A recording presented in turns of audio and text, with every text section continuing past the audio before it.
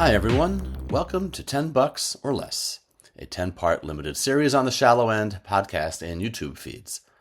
Over 10 days, we talk with 10 collectors about their cards, their ideas, their philosophies on lower-end collecting, and much more. Today's episode 5 of 10.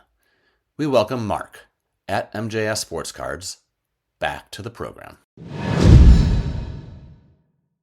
Hi everyone, very excited now to welcome in MJS Sports Cards on Instagram, but to those who know him, he is Mark. Mark, how are you? I'm doing well, Dave. How are you? I'm doing great. I'd like to have you back on again. I'm excited to get talking about this, so let's just get right to it. What card are we talking about today? Today we are talking about the 1992-93 Upper Deck McDonald's Shaquille O'Neal Future Force rookie card. Okay, and before we show it, what is it about this card that made this the one that you wanted to talk about?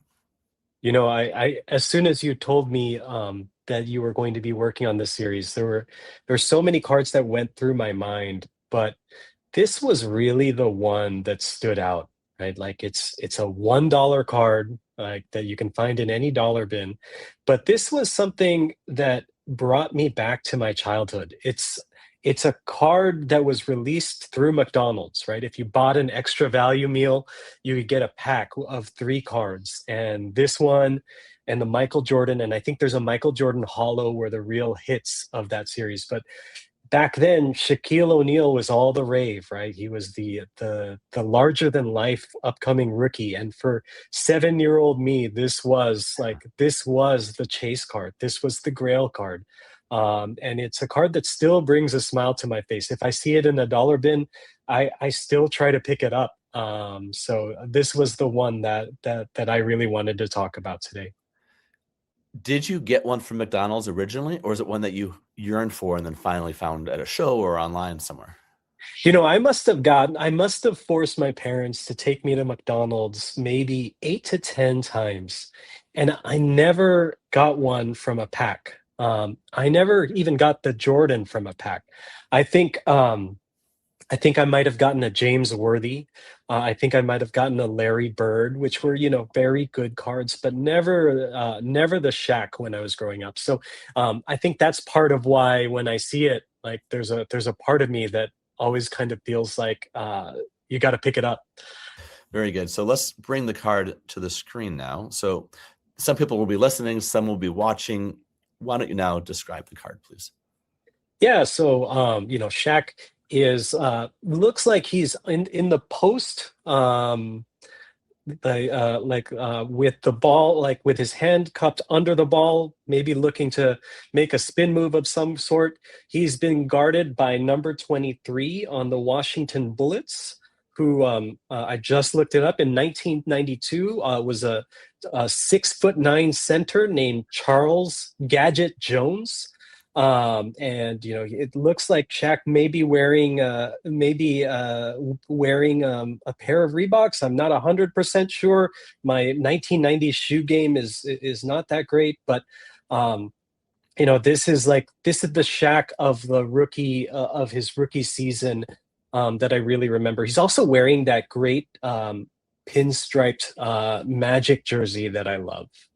In the background, I love the barrier that appears to be around the court, which you don't see anymore. They got rid of that, I think, later in the 90s because players kept going into them at various stadiums.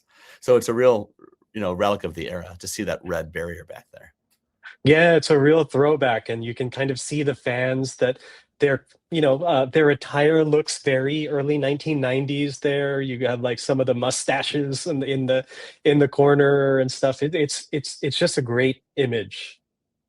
So when you are walking around a show and you come across it, what is the initial feeling that hits you as you're just going through, dollar box, and there is the card? It's the nostalgia hit is I think it's multiplied, right? Because it's not just the card; it's being a kid that's at McDonald's, right? Like, and for me, when I was a kid, getting to go to McDonald's, I always felt like had um, I had I had accomplished a great achievement by convincing my parents that McDonald's was where we needed to eat that day, right? Like, so that would always be like step one of like acquiring a pack, and then you had to convince them to order the thing that would get you a pack, right? Like that. There's always like a little bit of nostalgia for like the sort of mischievous conniving of 7-year old me, and like that kind of feeling of victory when you set foot inside of a McDonald's as a kid. And so when I am going through a bargain bin and I see this card show up, right, you know it it it elicits such a feeling of childlike glee for me, right? Like it's I actually don't always pick it up when I see it in a bargain bin, but I'll always like kind of set it aside in that pile of cards that I'm considering. And like, I probably have like 5 or 6 copies now, so I don't really need any more copies of it. But it's just a card I love to look at because it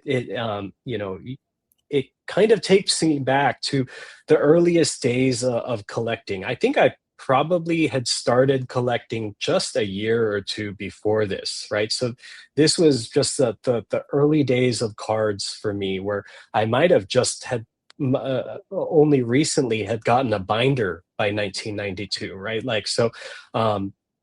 All of those really early memories kind of come rushing back whenever I see this at a show. So when did you get your first Shaq McDonald's card? That's a great question. Um, I think it was not until like I maybe was like 10 or 12 years old, so like 1995, 1997.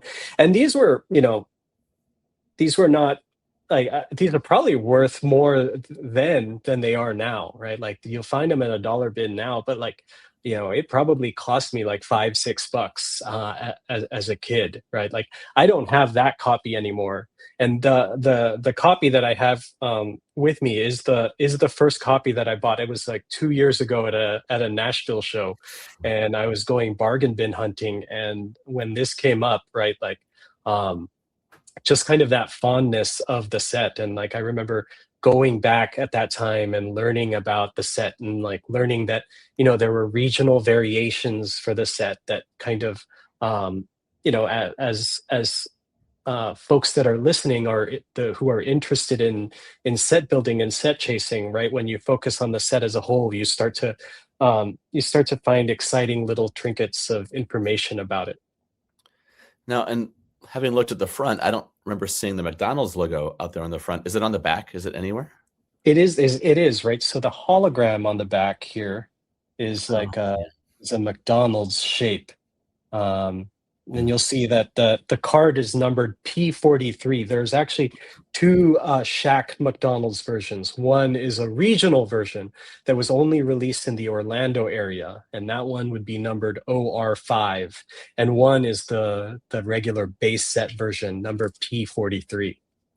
Is the OR5 considered to be more rare? Or is that also mass produced? It's I mean they were so mass produced, but in large in large areas they had like a local set that they introduced. So for example, in the Los Angeles area where I grew up, there was a Lakers team set that was numbered LA 1 to 10, and you would get two of the regular cards and then one of the Lakers cards in that particular area. In Orlando, there was an Orlando set of which Shaq was one of those cards. So it might be a little bit rarer. I mean, it might be a few bucks instead of a $1, but it's not a particularly rare card. What is it about these cards, do you think, that just put a smile on our faces? That we strive for these cards of players who we revere, and sometimes it takes a while to save up, and we consolidate, we do all these things. What is it about the $5, $6, $7 card, the $2 card that keeps us coming back? For me, it is that one particular space in the hobby where it's really not about the money, right? Like I would love to tell you that, I don't care about the value of a three, four, $500 card that I have, but I do, right? Like it's a meaningful amount of money for me. But this card is just a piece of cardboard that I look at that makes me smile. It's not a card that I'm ever going to sell. It's not going to make a material difference in my finances. It's a picture that makes me happy. And it's something that I can kind of tell a story about. I can chat about being a 7-year-old and watching Shaquille O'Neal and thinking like, oh my gosh, this guy is breaking backboards, right? Like this is the thinking he was literally the strongest human being alive, right? Like there are like it is the kind of collectible for me that is at the very root of what I want to aspire to as a collector, right? To kind of curate or collect these sorts of things that I collect because I really like it, because I really love it. And that's really truly all that matters. And that this kind of price point of like the one, two, $5 card, um, that's really where I find that kind of meaning. Where do you keep it? Where do you store it? So it is. I have like a two row box that I have mainly like PC cards, and it's like at the top of like where I keep my cards. So it is that box that I pull out where I flip through cards that I really like, and there it has a range of PC cards that are there, and um this one is probably one of a few that are like dollar bin sorts of cards that I just flip through from time to time when I have a break from work, or I'm looking for um something to do in the evening to unwind a little bit. So it's one that I get to look at pretty regularly. Mark, thank you. Thanks for sharing your interest in this card and teaching us all about it. Thanks, Dave.